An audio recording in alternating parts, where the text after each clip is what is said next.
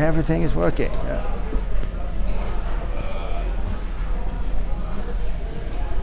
Olá pessoal, tudo bem? Pessoal, eu estou hoje aqui com o Michael. O Michael é um grande amigo meu da Suécia. O Michael tem muita experiência em empresas na Europa. E a ideia é assim, eu queria que ele conversasse com a gente hoje aqui, explicasse um pouquinho das experiências que ele teve lá na Europa, enfim, como é trabalhar numa empresa na Europa. E ele vai compartilhar um pouquinho isso com a gente aqui. Okay, Michael, thank you very much. I'm very happy to have you here with me, my channel on Instagram. And nice to be here, Alexander. I hope you said something nice there in the beginning, because my Portuguese, as you know, is kind of not that fine-tuned, but I suppose it was a nice thing you were saying. Let's do it in English. No problem. The idea here is to know your experience in big companies, in multinational companies, and I'd like you to introduce yourself and tell us a little bit about your background, where you worked for, which positions you held during your experiences in big companies. Yeah.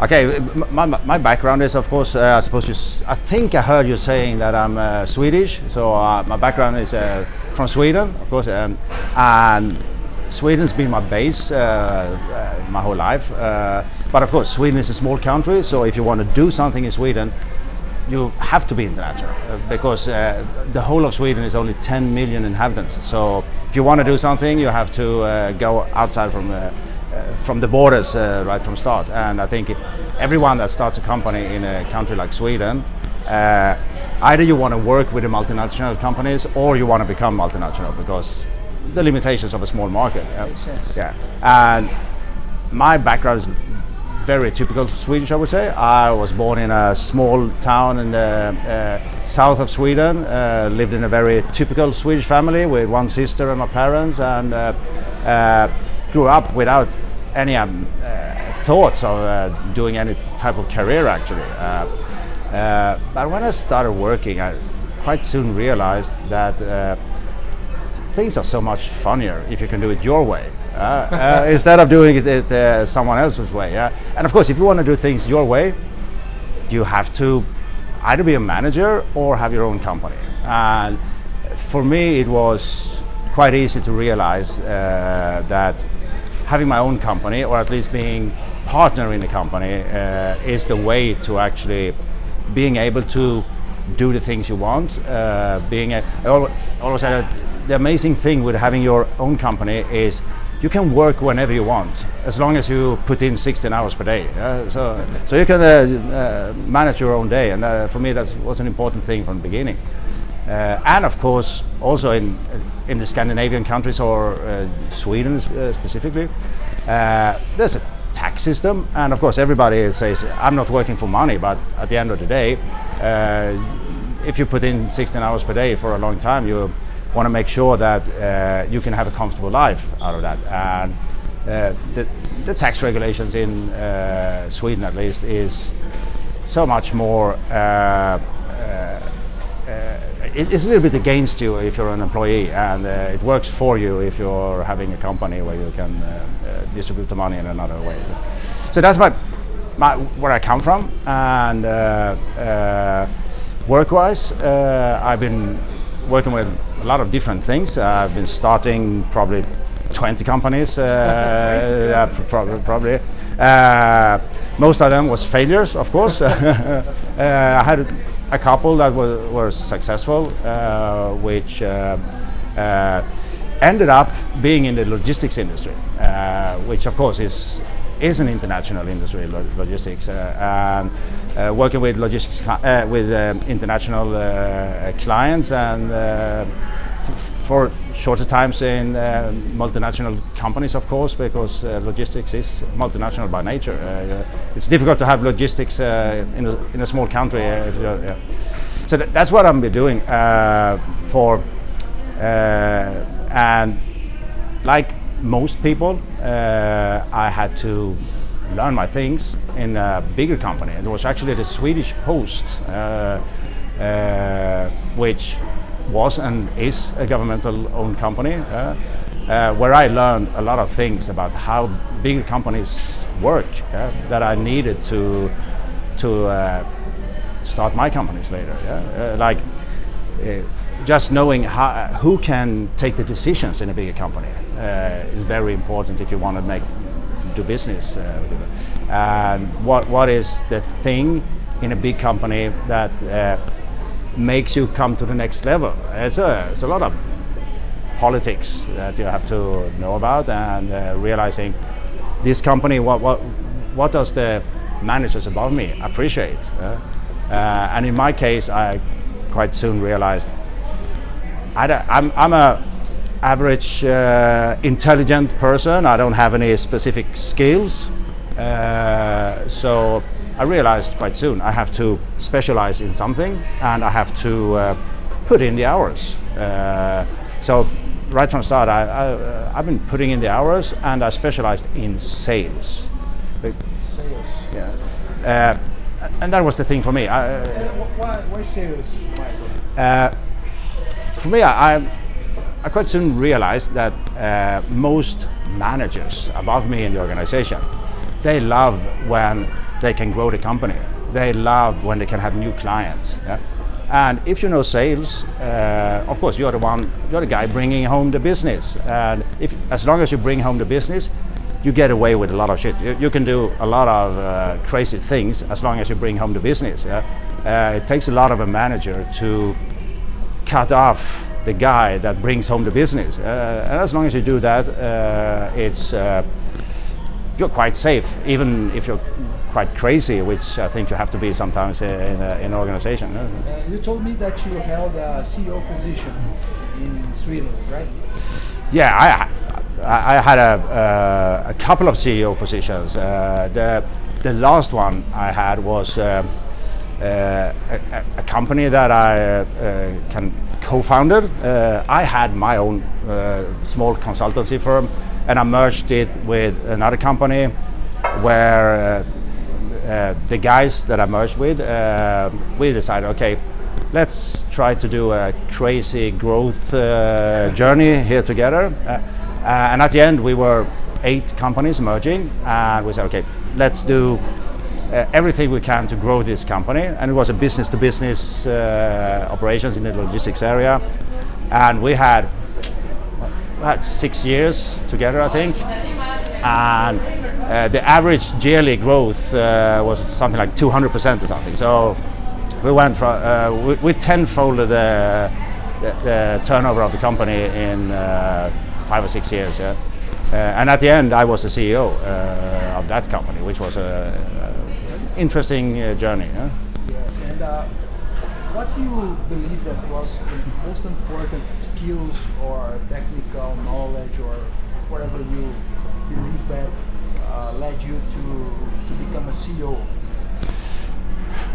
Yeah, the path I took perhaps wasn't the most typical one, because of course I started my own business and then I merged that business, and that was based on the job I had before. I think I did a good job and I was appreciated by the managers and so on, and I was like taking small steps all the time, but after a while I realized it takes so much time to do the journey in a big company, and you have to really take care of the politics. So as I told you before, the way I moved upwards in the organization there, it was to bring home the business. That was my, and of course I made a lot of enemies during that, because in a big organization, in a big organization, you have the structures, and like I remember, for example, I had a vision. I was going on a train from Stockholm to Göteborg in Sweden, and I met an old friend, was too much to say, but a guy I know, and we sat down and talked, and he said, yeah, I have this business going on, and I'm almost finished with the setup for it, but we needed logistics to work for it, and we realized, okay, there's 3 more days until we had to present the offer for the client, and we sat down, we stepped off the train, we went to the closest bar, and we continued working on how we could do it together. And one part of it was we needed software to do it, and we had to guarantee that we have this software, but of course we didn't have the software. So and at the end of the day, I was in the big organization, so I went to the IT development department in the big organization, and I said, yeah, it's going to take 6 months, and it's going to cost you 150,000 euros to develop it. And I said, it's not possible. I went back to this friend and we said, I know how to do it for 7,000 euros, and I can do it in a month. And of course, my options in that case was to say, okay, I have to use my own department for developing this system, or I just break all the rules I have in my agreement. And of course, I saw the business, so I broke all the rules, and I think I still have like 5 enemies in that organization since that. But we got the business, and I think they still have the business, and this was 15 years ago, and they're earning a lot of money on it. So sometimes you have to be prepared to go beyond the structures in a big organization, because that can be. You believe that kind of attitude helped you to move up in the company's structures? Yeah, of course you have to. If you're in a big company, you have to kind of align with the rules you have. But at the same time, if you follow the rules, you are doing exactly the same as everybody else, and then you become average. And if you want to climb in an organization, you can't be average. Someone to challenge the structures sometimes, right? And of course, when I talked to the senior persons in that organization at the time, afterwards, they said, yeah, of course, we can't have a structure like this. We can't stop the business because we have a regulation saying we have to use our own IT department when they are bad. Software development. All right. And how do you think that being a salesperson helped you during this whole journey? Yeah, I like I said, I've always been a salesperson. I had for a while I had CFO on my business card, and of course a lot of clients, they wonder what am I doing in a sales meeting as a CFO, but I was out doing it. Best sales position ever I had is like a CEO, because of course if you have a client to sell the company, sell everything. Yeah. To sell the products. If you're a client and you have the CEO in front of you, you know that if we shake hands, the CEO is gonna make it happen. And of course, so printing CEO on your business card opens a lot of doors as a salesperson. But that was not what you were asking for. What you were asking for, how it helped me. Exactly. And it's exactly like the story I told you. The purpose of that story is like, as long as you bring home the business, you get your eye. People are seeing you. Of course, people see you if you bring home the business, and you can. It's easy to measure sales, because you say, okay, you pay me whatever you pay me. You pay me 200,000 euros per year or whatever. Yeah, but I bring home 10 million euros to you. So anyone that don't think that is a fair deal as an employer is. At the end of the day, the companies are interested in results. Right. And, all right. And you believe that the politics, as higher as you go in a company, the politics takes a huge place in the environment, or it's something that people used to say, but it's not a practical stuff. No, in my experience, I mean that's the problem when you try to figure out how is things working. I mean, I only have my experience, but my experience is the higher you get, the less politics it is, because of course if you're in the top of of an organization, you always have the possibility to sit down with your colleagues and say, okay, fuck that policy. Like now we want to do the business. The problem is when you're at the mid-level, you end up in you can end up in a system where you have so many regulations around you, and if you have a senior manager over you that is not strong enough, you're going to have this manager following the book all the time, and of course if he or she does that, how can you break it because you fuck up their word? So I think you have to find a position in an organization where you can do what you are good at, and that is not, if you want to be the star of your organization, it's not doing what everybody else does. You have to do something different. You have to show that we can do this in a different way, and that of course is politics, because you're gonna step on a lot of toes, and then you have to make sure you have your back free. And like I said, one thing, make sure you bring home the business, for me at least, yeah.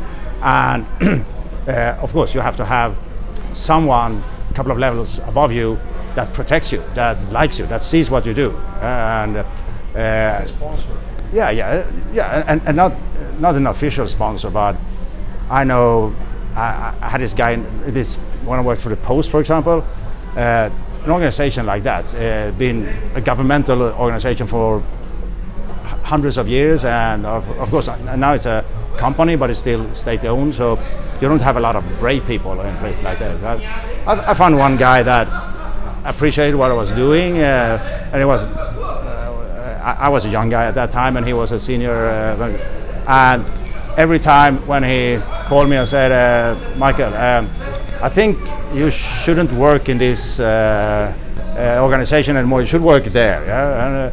And so he moved me, and then 2 months later they were shutting that organization down and everybody got fired. So, and of course this is, I don't know if it's politics, but of course it's, you have to have friends in the right positions. To guide you, someone from a higher position. Yeah. Yeah, you said very interesting things about the politics in the middle management. Yeah. That I totally agree with you. That's something that happens a lot in that level of the organization. And you said that if you want to grow up with the organization, you have to do something different. That makes all sense for me, because if you do what everybody else is just doing, you're just following the rules, you're just following the procedures, the processes, and you end up in the same place. And have someone to help you, to guide you, not help in terms of make things easier for you, but guide you through the whole environment of the organization. Oh, very nice, very nice.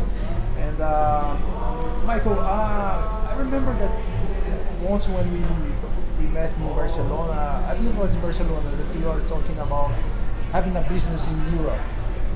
And I told you that in Brazil we have a over-regulated environment, that government is everywhere, and I was curious about how is to have a business in Europe.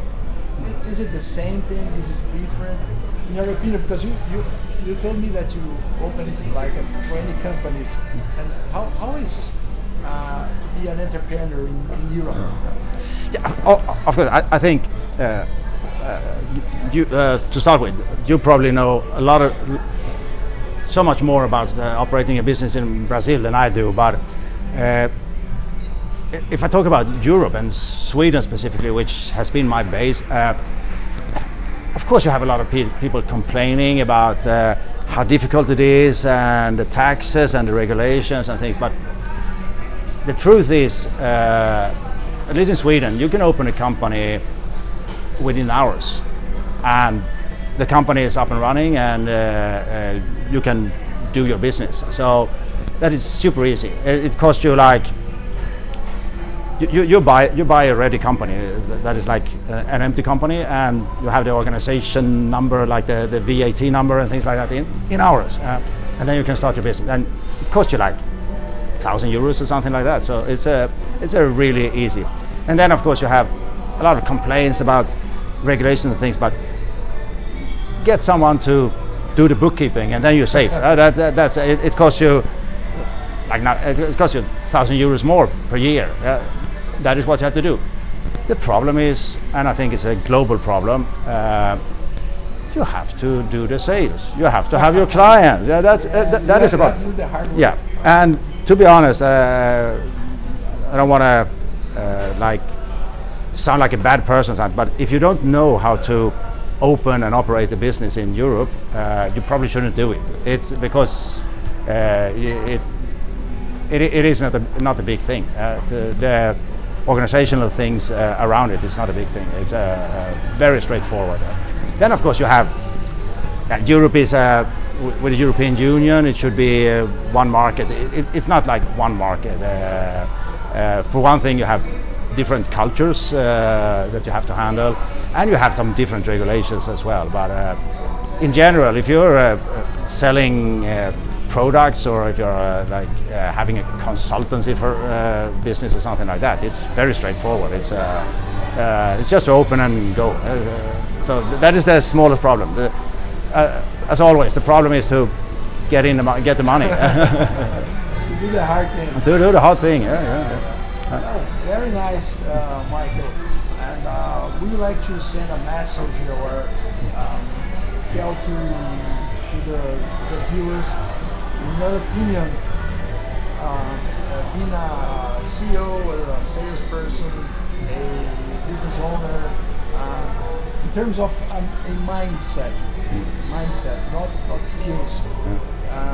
What's the most important, in your opinion, that someone that wants to move up in the company, do something different, what he needs to be prepared for? What is most important in your opinion? Yeah. Well, again, I can only talk based on my experience, what I've seen and what I've done during the 25 years or whatever I had in senior positions. And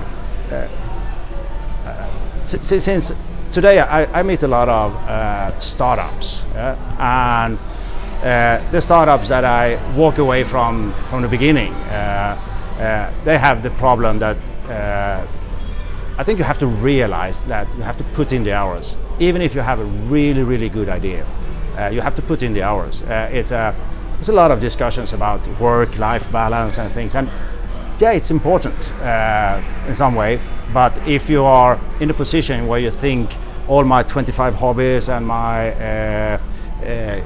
9 to 5 doesn't work.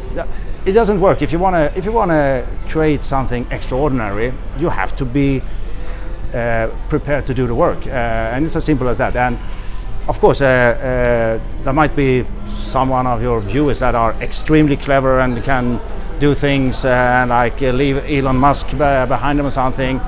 I'm like an average person, so I realized I have to put in more hours. If I put in more hours, I get more shit done. It's as simple as that. And that goes, I think, if you're in a startup situation or in a big organization. If you're in a big organization, you do better than your colleagues. Sooner or later, someone's gonna see you, and they're gonna help you up. And again, I think sales is very good field for that, because it's so easy to show what you've done. People can measure. Great. And what you doing now? What's your next step? Now I'm here in Brazil with you, having a beer and enjoying life. It's a good next step, I think. Yeah. Perfect. Yeah. Now I'm not really living what like I'm saying. I cut down on my hours. I spend my time helping startup. I find a lot of pleasure in helping younger people, and I've invested in a couple of startups that I put in some hours here and now to them. I also do some teaching, which I think is something at my age. I'm way past 50, even 55 as well. And I hope I have some experiences that I can share with younger people. So they don't have to do the mistakes I did. They can do their own mistakes. There are plenty of them out there. And apart from that, I'm enjoying life a lot. Yeah. And like I say, you are doing very well. On the enjoying life part, I'm doing very well. Okay, Michael, thank you very much. It was a pleasure to talk to you. And I believe that this conversation will help a lot of people here in Brazil. As you said, something that I pleased to do is share my experiences in my life and help people to go to the next level. Thank you very much. Really nice being here. Let's go and have a beer now. Wow, very good. Very good.